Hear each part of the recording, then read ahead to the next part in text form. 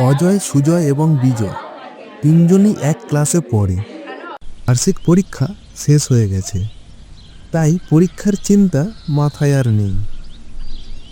হঠাৎ তিনজনে প্ল্যান করে ফেলল বাড়ি থেকে বেরিয়ে অন্য কোথাও বেড়াতে যাবে। তবে এবার ট্রেন পথে নয়, যাবে তারা বাসে করে। যেমন বলা তেমন কাজ। বাস ঠিক হয়ে গেল, বল্লভপুর হয়ে রাজরামপুর যাবে। নির্ধারিত দিনে হইচই করে সবাই বেরিয়ে পড়ল। ছোট বাস, তবে সুন্দর। অন্যান্য যাত্রী আছে কিছু, তবে সবাই রাজরামপুরের প্যাসেঞ্জার নয়। অজয় ড্রাইভারের সঙ্গে বসে সব জেনে নিচ্ছে। কোথায় রাত্রি কাটানো যাবে, কোথায় ভালো হোটেল আছে ইত্যাদি। সুজয় একটু চিন্তাশীল। ছোটবেলা থেকে ছবি আঁকার অভ্যাস। খাবার সময় কোথায় কোথায় প্রাকৃতিক দৃশ্যগুলি কিভাবে ছড়ানো রয়েছে, জানলার দিকে মুখ বাড়িয়ে ভালো করে দেখে নিচ্ছে। বিজয় একটু ডান পিটে। সে কোনো কিছুতেই পাত্তা দিতে চায় না। এরকম বাইরে গেছে বহুবার। বাসে দূরের যারা আছে তাদের প্রত্যেকের নাম ঠিকানা লিখে নিচ্ছে সে। কথাও দিচ্ছে সুযোগ পেলে তাদের বাড়ি যাবে।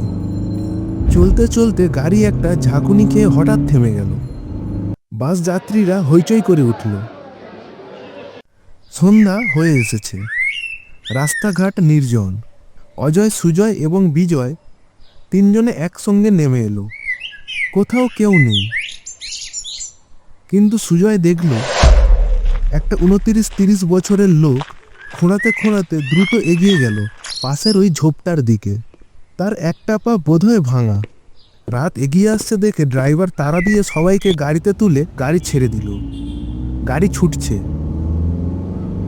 জোনাকি পোকা সাঁ সাঁ করে এসে বাসের কাঁচে এসে ধাক্কা খাচ্ছে। রাস্তায় দুই একটা কুকুর শুধু শুয়ে আছে।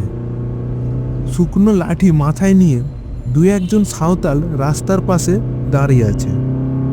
দূর থেকে 3 পাহাড়ের ঢেউ খেলানো দৃশ্য। 3 পাহাড় পেরিয়ে বাস বল্লভপুরের কাছাকাছি চলে এলো। রাত প্রায় 7:30 হবে। হঠাৎ ড্রাইভারের গাড়ির ব্রেক কষল। নিচে নেমে দেখে গাড়ির অ্যাক্সিলারেটর ভেঙে গেছে। আশেপাশে কোনো দোকান নেই সারাবার।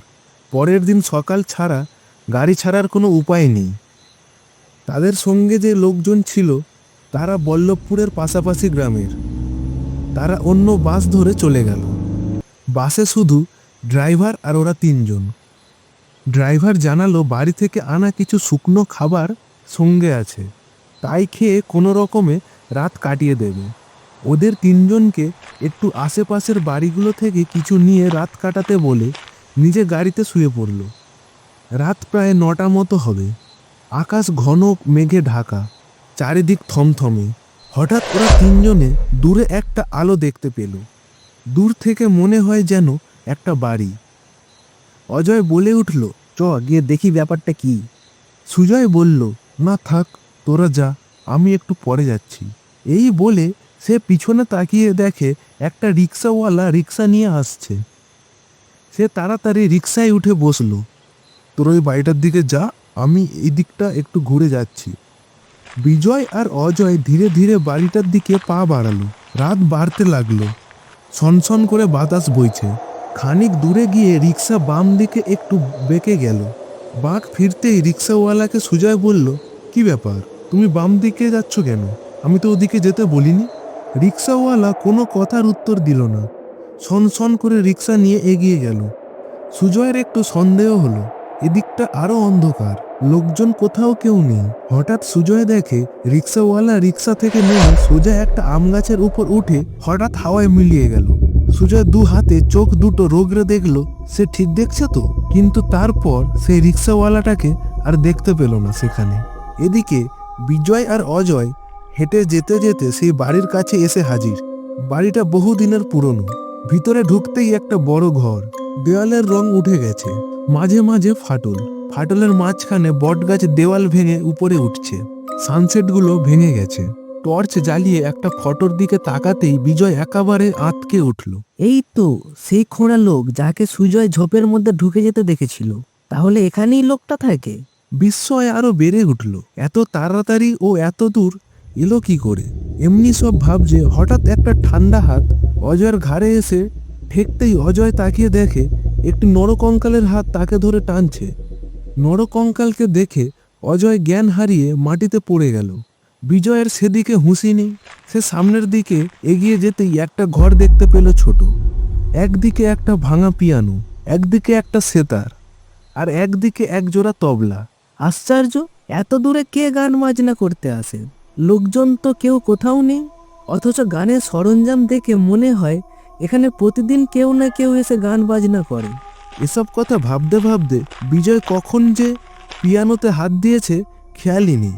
হঠাৎ একসঙ্গে পিয়ানো, সেতার, তবলা বেজে একটা অদ্ভুত সুর বাজতে শুরু হয়ে গেল। কেউ কোথাও নেই, অথচ গান হচ্ছে দেখে খুব ভয় পেয়ে গেল বিজয়। সে দৌড়ে পালিয়ে বাইরের দিকে গেল, কিন্তু পা আর তার চলছে না। কে যেন টেনে চেপে ধরেছে। কোনো মতে কিছু দূর গিয়েই একটা পুকুর ধারে সে ঢলে পড়ল। কতক্ষণ এভাবে কেটে গেছে বিজয় কিছুই বুঝতে পারেনি। সকাল হয়েছে, পুকুরের জলে কয়েকটা হাঁস মনের সুখে সাঁতার কাটছে। হঠাৎ কার ডাকে ঘুম ভেঙে গেল। তাকিয়ে দেখে সে ড্রাইভারের সঙ্গে অজয়। ড্রাইভারই অজয়কে অচৈতন্য অবস্থা থেকে তুলে সঙ্গে করে এনেছে। বিজয় চোখ রগড়াতে রগড়াতে উঠে বসলো। হঠাৎ এই পুকুরের পাড়ে সে একা কেন পড়ে আছে সে কিছুই বুঝতে পারল না। ড্রাইভার তাড়া দিয়ে বিজয় আর অজয়কে নিয়ে সেই পোড়ো বাড়ির থেকে বেরিয়ে এলো। ঝাপসা অন্ধকার ঘর থেকে বেরিয়ে এসে যেন প্রাণ ফিরে পেল। সবাই আছে, কিন্তু সুজয় গেল কোথায়? এদিক ওদিক খোঁজ, কিন্তু না, সুজয়কে তো দেখা যাচ্ছে না। অবশেষে একজন লোককে বলতেই বলল, ওই আম গাছটার নিচে একটা ছেলে মুখ থুবড়ে পড়ে আছে। সে আপনাদের লোকজন কিনা জানি না। রাস্তার লোকটার কথা শুনে অজয়রা দৌড়ে গিয়ে দেখে বাস্তবেই তাই তো, একটা ছেলে শুয়ে আছে। কাছে যেতেই বিজয় চিৎকার করে বলে উঠল, আরে, এ তো সুজয়! ডাকাডাকিতে সুজয়ের ঘুম ভেঙে গেল। সে ধরফরিয়ে মাটিতে উঠে বসল। সুজয়, অজয়, বিজয় এবং ড্রাইভার এবার একসঙ্গে হাঁটা পথে রওনা দিল। যেতে যেতে একটা বৃদ্ধর সঙ্গে দেখা। এ রাস্তায় চারজন লোককে দেখে একটু অবাকই হলো সে। কোনোদিন এত লোক একসঙ্গে এ পথে হাঁটতে তো দেখা যায় না। বিজয় কালকের ঘটনা সম্পর্কে জিজ্ঞেস করতেই বৃদ্ধ লোকটি বলল, সে বহুদিনের কথা। 50-60 বছর আগে ওই পুরো বাড়িটা ছিল একটা জমিদারের বাড়ি। জমিদার ছিল খুব শৌখিন, গান বাজনার ঝোঁক ছিল খুব বেশি। দূর দূর দেশ থেকে গুণী ওস্তাদ গাইয়া আসতো, গানের মজলিস বসতো, খুব হাঁকডাক ছিল। একবার এক গানের আসরে গান গাইতে গাইতে হঠাৎ বেনারসের এক গাইয়া চিৎকার করে ওঠে, ভুল ভুল, এ ভুল সুরে গাওয়া হচ্ছে। জমিদার গাইছিলেন, এত লোকের মধ্যে ভুল সুরে গাইছে, সেটা ধরা পড়ে গেল। এ তো ভীষণ লজ্জার কথা। জমিদার বাবুর হাতে ছিল একটা বিষের আংটি, সেই আংটিটি মুখে দিলে কিছুক্ষণের মধ্যে সব শেষ। চারিদিকে হইচই পড়ে গেল।